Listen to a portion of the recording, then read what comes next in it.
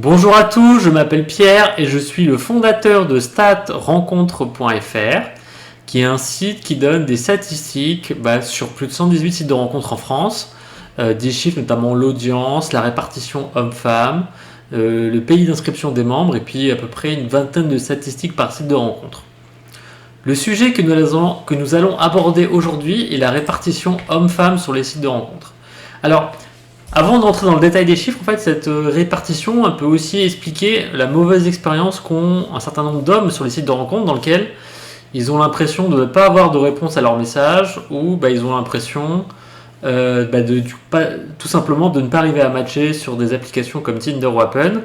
Et du coup, ils ont une mauvaise expérience et ils sont un petit peu frustrés par rapport à ça. Du coup, on va essayer de regarder dans les chiffres, et c'est l'objectif de cette rencontre, et de regarder en fonction de l'audience de ces sites, en fonction d'un pourcentage de répartition homme-femme, qu'est-ce qu'il en advient réellement et concrètement, d'un point de vue statistique. Alors, on va commencer déjà par les catégories dans lesquelles il y a beaucoup plus d'hommes que de femmes. Et vous verrez, tout ce que je dis, je le mets dans une page sur mon site Stat Rencontre, dans lequel vous pourrez aller, et vous retrouverez toutes ces informations.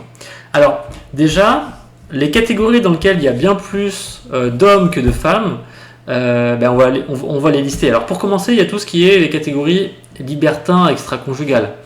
Alors ça va un petit peu de soi, donc c'est plutôt les catégories dans lesquelles les gens sont pas là dans une démarche amoureuse et sincère, ils sont juste à vocation à avoir une relation sexuelle. Et en majorité dans ces sites, la répartition c'est 70-30 et parfois 80-20. C'est-à-dire qu'il peut y avoir 3 hommes inscrits pour une femme inscrite. Du coup, ça explique pourquoi il y a une mauvaise expérience des hommes, un mauvais ressenti d'un point de vue client, entre guillemets, par rapport au site des hommes, parce que justement, ils se retrouvent très rapidement en surnombre, et c'est pour ça que bien souvent, ils n'ont pas des réponses aux messages qu'ils envoient.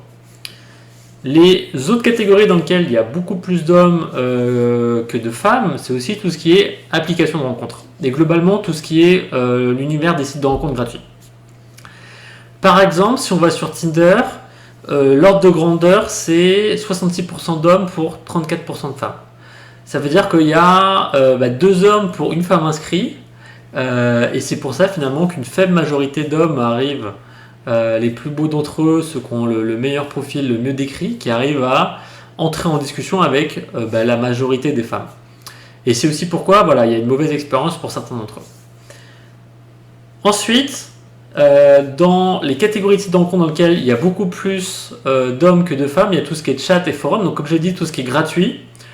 En fait, les femmes, souvent dans le business model, c'est que les sites de rencontres, ils sont gratuits pour elles, quasiment tous, en dehors de certains du type mythique.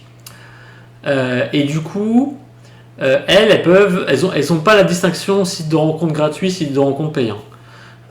Contrairement aux hommes qui eux doivent systématiquement payer, du coup, beaucoup se tournent vers les sites de rencontres gratuits, du type les chats, les forums et d'autres sites. Et du coup, les hommes sont également en surnombre sur ces sites de rencontres-là. On va voir après par la suite qu'il y a d'autres sites où la répartition est inversée.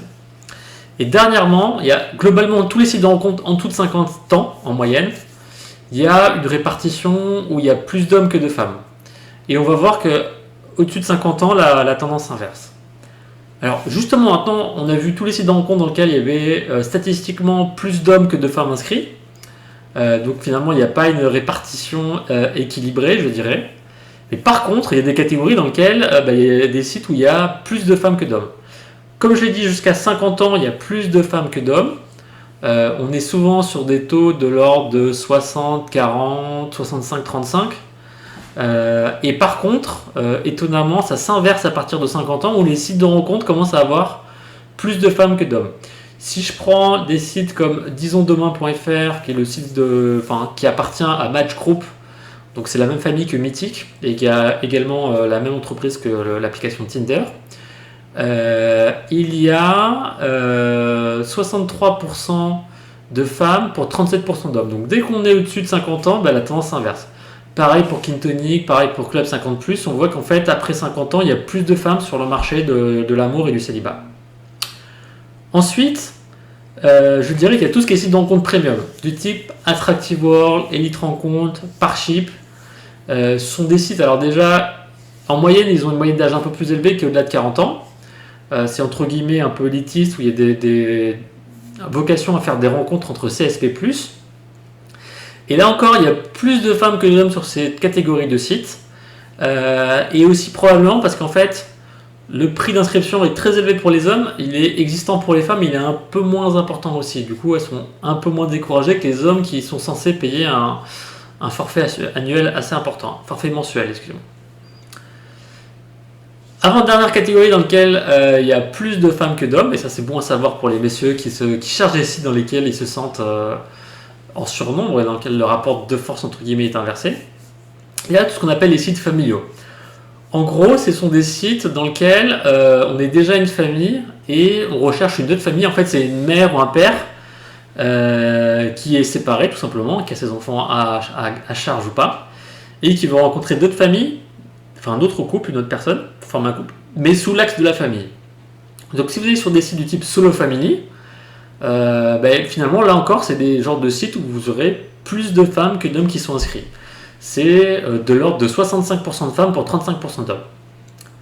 Et enfin, dernière catégorie dans laquelle il y a plus de femmes que d'hommes, c'est tout ce qui est les sites confessionnels. Alors, moi je suis juste là pour faire la statistique, il n'y a pas d'analyse ou de jugement de ma part. Mais effectivement, sur les sites de rencontre à destination des musulmans, il y a plus d'hommes que de femmes. Ça, c'est un résultat statistique. Par contre, sur les sites de rencontre entre les personnes de confession juive et catholique, le rapport est inversé et il y a plus de femmes que d'hommes qui sont inscrits. Voilà.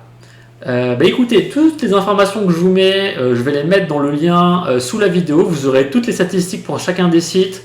Vous aurez une estimation de ma personne sur le nombre de visiteurs hommes, nombre de visiteurs femmes, et également le nombre de visiteurs au total par mois.